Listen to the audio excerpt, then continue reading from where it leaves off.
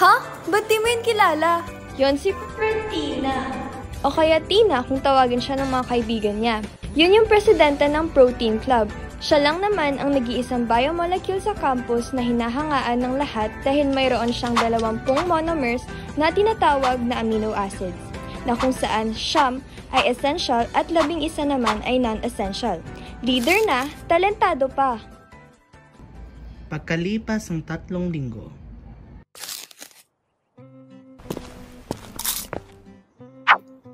Alam mo ba kung saan makakuha ng protina? Maaaring sa mga pagkaing itlog, gatas, keso, karne, at peanut butter. O baka naman sa pasilyo kung saan kayo magbabanggaan.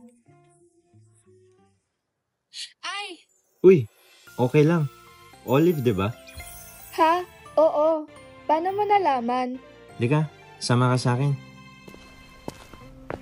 Hi, Protina. Ba't ba tayo nasa Building 15?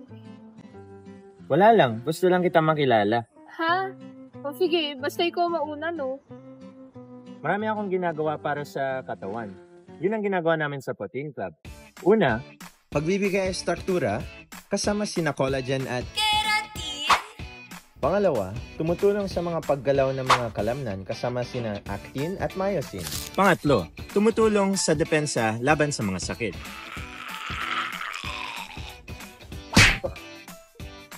Ay, wow, ang lakas mo naman! Pang-apat, ang pag-iimbak. Tumutulong sa pagbuo ng kalamnan kasama si casein. Sunod, komunikasyon kasama si insulin. Tapos transportasyon kasama si hemoglobin. Huli naman ay ang pagsuporta sa chemical reaction tulad ng digestion, kasama na ang enzyme.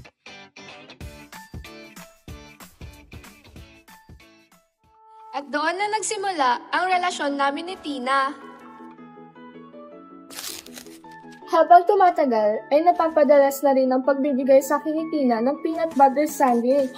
Napapansin ko ang mga pagbabago sa aking katawan simula nang dumating siya sa buhay ko. Doon na nagsimula ang paglaki ng mga kalamnan ko. Kontrolado ko na ang timbang at bigat ko.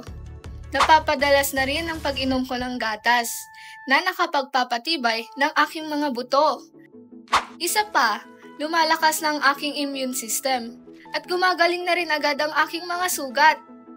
Mas nakakapag-isip at nakakapag-aral na rin ako ng maayos. Balanse na ang blood sugar level ng aking katawan.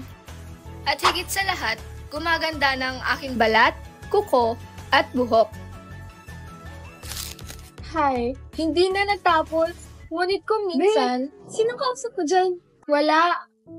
Ngunit sa mga nagdaang araw, halos hindi na rin kami nagsasama. Kahit yung peanut butter sandwich, hindi niya na inaabot. At doon ko nararamdaman na parang may kulang sa akin. Kapag wala si Tina, may kulang sa akin. Protina! Pag wala siya, ewan ko ba, parang bigla na lang akong manghihina. Tapos biglang pabago-bago pa ang lagay ng isip ko. Nasisira na rin ang lagay ng aking balat, buhok, at kuko. Tapos tumigil na ang pagtangkad ko. At namamayat pa ako. Oh, Olive!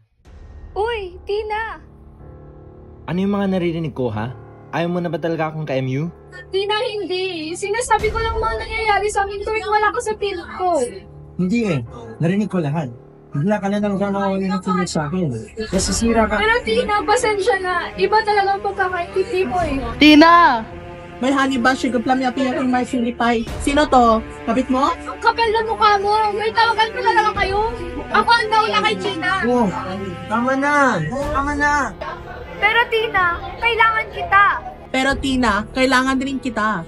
Pero Tina, mas kailangan kita. Pero Tina, mas kailangan kita. Pero Tina, mas kailangan kita. Tama na! Paghati-hatian nyo na lang ako. Dahil lahat naman kayo ay kailangan ng protina.